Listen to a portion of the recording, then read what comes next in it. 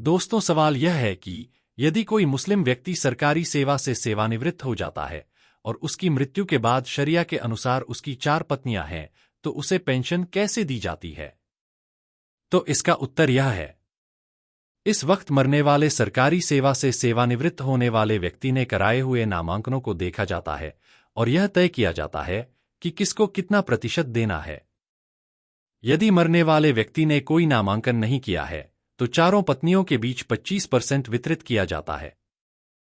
यदि पत्नियों में से एक की मृत्यु हो जाती है, तो अन्य 3 को 33.33% भुगतान करना होगा। यदि दूसरी पत्नी की मृत्यु हो जाती है, तो शेष 2 का 50% हिस्सा होता है। अगर तीसरी पत्नी की मृत्यु हो जाती है, तो बाद वाली को 100% पेंशन मिलती है। अब सोचो, यदि पहली पत्नी की आयु 60 वर्ष, दूसरी की 50 वर्ष, तीसरी की 40 वर्ष की तथा चौथी की 30 वर्ष की है, और यदि सभी की आयु लगभग 70 वर्ष है, तो उनकी कुल पेंशन वर्ष 10 + 20 + 30 + 40 100 वर्ष।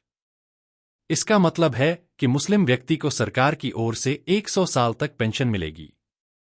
इसकी तुलना में किसी अन्य धार्मिक व्यक्ति की पत्नी को अधिकतम 10 या 20 वर्ष पेंशन मिलेगी।